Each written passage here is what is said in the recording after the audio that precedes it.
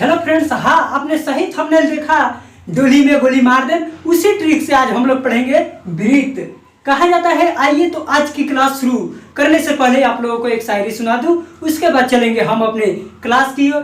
कहा जाता है, ना संघर्ष ना तकलीफ तो क्या मजा है जीने में, ना संघर्ष ना तकलीफ तो क्या मजा है जीने में, बड़े बड़े तूफान भी थम जाते हैं जब आग लगी हो सीने में।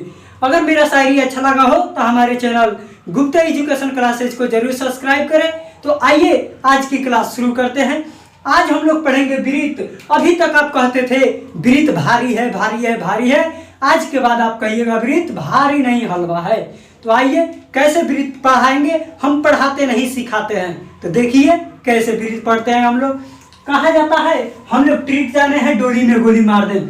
यही है, ये है डोली, ये है डोली। क्या है ये? डोली। इसी में एक गोली लगा दे तो ये हो जाएगा गोली। ये है डोली और इसमें एक गोली लगा दिए तो ये हो गया गोली। इस गोली को फ्रेंड्स हम कहते हैं केंद्र। ये गोली जो है, इस गोली को हम कहते हैं केंद्र। क्या कहते हैं? केंद्र कहते हैं। इस गोली को हम कहते हैं केंद्र। अगर इस गोली को पकड़ के, इस गोली को पकड़ के और इस लाइन से मिला दे, अगर इस गोली को हम पकड़ के और इस लाइन से मिला दे, यहाँ पे गोली है और इस गोली को इस लाइन से पकड़ के मिला दे, तो ये जो लाइन होगी, इस लाइन को हम कहते हैं त्रिज्या। क्या कहते हैं? त्रिज्या। इस लाइन को कहते हैं हम त्रिज्या। त्रिज्या को इंग्लिश में रेडियस कहते हैं। त्रिज्या को इंग्लिश में क्या कहते हैं? रेडियस कहते हैं। रेडियस को हम आर से लिखते हैं, आर से लिखते हैं। और ये जो लाइन है, ये जो लाइन, ये डोली वाली लाइन जो है, एरिया से इस डोली वाली लाइन को हम कहते हैं परिधि। क्या कहते हैं? परिधि।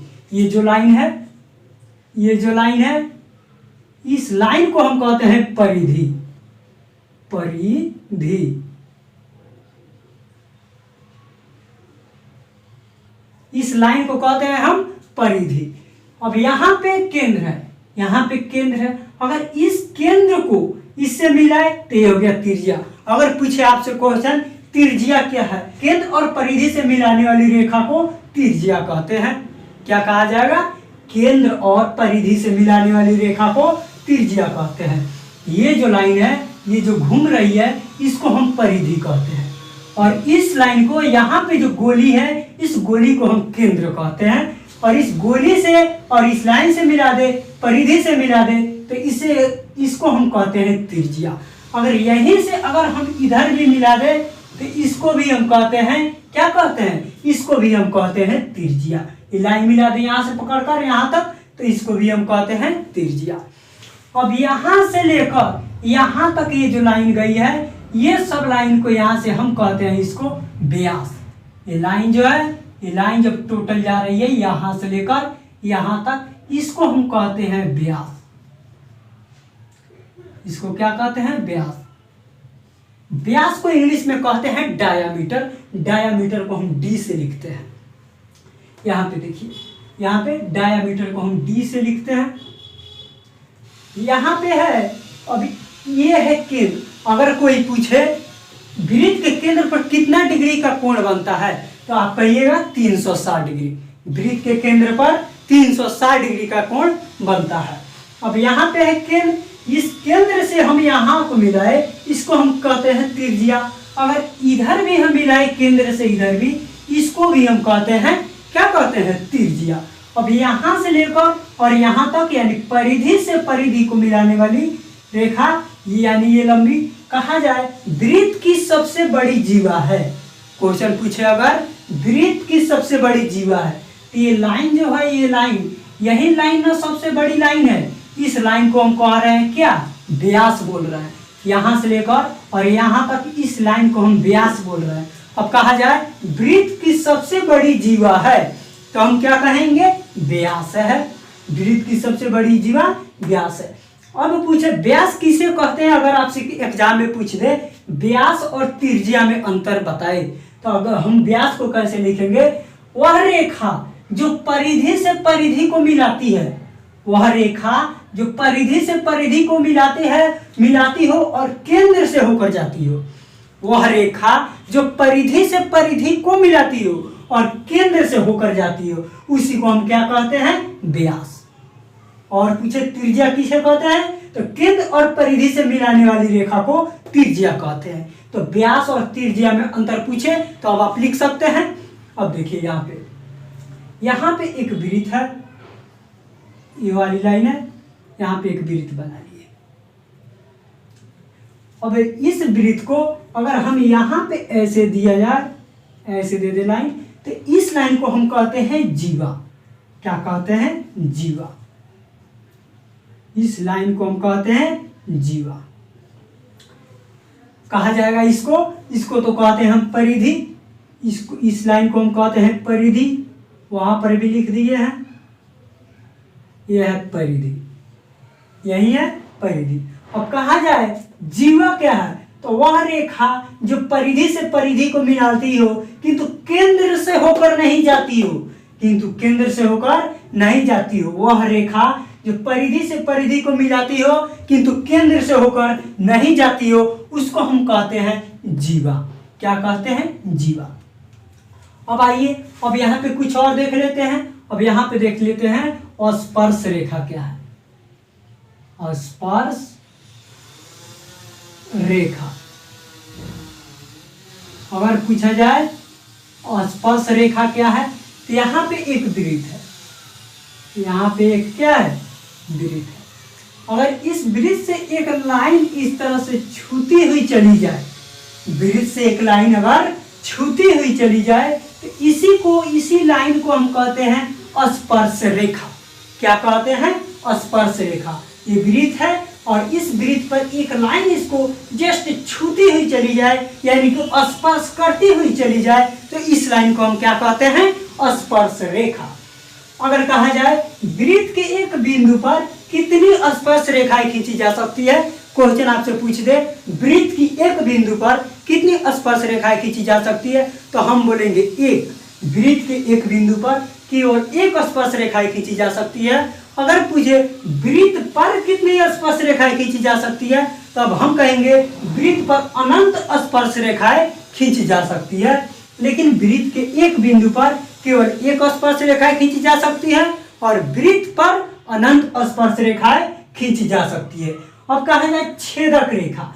स्पर्श रेखा हम लोग जान गए, यहाँ पे त्रिज्या जान गए, केंद्र जान गए, व्यास जान गए, परिधि जान गए, इस तरह से स्पर्श रेखा जान गए। अब हम जान लेते हैं छेदक रेखा। कहा जाता है छेदक रेखा। छेदक रेखा इसको भी जान ले। यहाँ पे है छेदक रेखा। अब ये वृत्त है, ये क्या है? वृत्त है, ये वृत्त है। अब यहाँ पे वृत्त है, अगर इस वृत्त को एक लाइन इस तरह से काटती हुई चली जाए, इस वृत्त को एक लाइन काटती हुई चली जाए इस तरह से, इसी लाइन को हम कहते हैं छेदक रेखा। क्या कहते हैं? छेदक रेखा। वह रेखा जो वृत्त के दो बिंदु को पार करती हुई चली जाए या काटती हुई चली जाए, उसी को हम कहते हैं क्या? छेदक रेखा। तो इस तरह से मेरा स्पर्श रेखा भी हो गया, छेदक रेखा भी हो गया। तो चलिए, उम्मीद है आपको ये समझ में आ गया होगा। अब इस पर हम कुछ ऑब्जेक्टिव क्वेश्चन कर ले ताकि और कुछ अच्छे तरह से समझ में आ जाएगा। तो आइए उसको कुछ और क्वेश्चन कर लेते हैं इस पे। देखिए, अभी यहाँ पे एक नंबर क्वेश्चन क्या बोल रहा है? यहाँ पर एक नंबर क्वेश्चन बोल रहा है एक वृत्त की कितनी स्पर्श रेखाएं हो सकती है। क्या बोल रहा है? एक वृत्त की कितनी स्पर्श रेखाएं हो सकती है, वृत्त का पूछ रहा है। यहाँ पर बताए हैं एक वृत्त पर अनंत स्पर्श रेखाएं हो सकती है और वृत्त के एक बिंदु पर केवल एक स्पर्श रेखाएं हो सकती है। यहाँ पर वृत्त के एक बिंदु पर केवल एक स्पर्श रेखाएं हो सकती है और वृत्त पर अनंत स्पर्श रेखाएं हो सकती है। तो यहाँ पर हो जाएगा अनंत हो जाएगा, क्योंकि पूछ रहा है वृत्त पर कितनी स्पर्श रेखाएं हो सकती है, तो क्या हो जाएगा? अनंत। यहाँ पूछता है वृत्त के एक बिंदु पर कितनी स्पर्श रेखाएं हो सकती है, तो कहा जाता एक। यहाँ पर देखिए 2 नंबर क्वेश्चन क्या बोल रहा है? 2 नंबर क्वेश्चन है इसका, वृत्त को दो बिंदुओं पर प्रतिच्छेद करने वाली रेखा को कहते हैं। यहाँ पे क्या पढ़े हैं हम लोग? वृत्त के दो बिंदुओं पर प्रतिच्छेद करने वाली रेखा को छेदक रेखा कहते हैं। क्या पढ़े हैं? वृत्त के दो बिंदुओं पर प्रतिच्छेद करने वाली रेखा को छेदक रेखा कहते हैं। तो मेरा ऑप्शन नंबर क्या हो जाएगा? ए हो जाएगा। यहाँ पे 3 नंबर क्वेश्चन है, किसी वृत्त के एक बिंदु पर खींची गई स्पर्श रेखा की संख्या है। क्या है? किसी वृत्त के एक बिंदु पर खींची गई स्पर्श रेखा की संख्या है। अब यहाँ पे बता है वृत्त के एक बिंदु पर केवल एक स्पर्श रेखा खींची जा सकती है और वृत्त पर अनंत स्पर्श रेखाएं खींची जा सकती है और वृत्त के एक बिंदु पर केवल एक स्पर्श रेखाएं खींची जा सकती है। किसी वृत्त के एक बिंदु पर खींची गई स्पर्श रेखा की संख्या है। तो यहाँ पर क्या हो जाएगा? यहाँ पे मेरा ऑप्शन नंबर ए हो जाएगा, एक हो जाएगा। यहाँ पे 4 नंबर क्वेश्चन बोल रहा है वृत्त की सबसे बड़ी जीवा होती है। तो बताए हैं वृत्त की सबसे बड़ी जीवा, ये जो इस लाइन से परिधि को मिला रही है, ये सबसे लाइन क्या है? व्यास है। तो कहा जाएगा वृत्त की सबसे बड़ी जीवा होती है, क्या हो जाएगा? व्यास। ऑप्शन नंबर बी हो जाएगा। यहाँ पे 5 नंबर क्वेश्चन है वृत्त के केंद्र पर बना कोण होगा। वृत्त के केंद्र पर बताए हैं वृत्त के केंद्र पर हमेशा 360 डिग्री का कोण बनता है। तो यहाँ पे क्या हो जाएगा? 360 डिग्री। Option number C. तो यहाँ पे ऑप्शन नंबर मेरा सी हो जाएगा, 360 डिग्री। इस तरह से हम लोग वृत्त का ये क्वेश्चन सब आपके एग्जाम में पूछा हुआ क्वेश्चन है। ये सब क्वेश्चन आपके एग्जाम में पूछा हुआ क्वेश्चन है। तो चलिए रहने देते हैं, आज के लिए इतना ही। अभी तक आप हमारे चैनल को सब्सक्राइब नहीं किए हैं तो जरूर से जरूर आप हमारे चैनल को सब्सक्राइब कर ले। चलते हैं, आज के लिए इतना ही।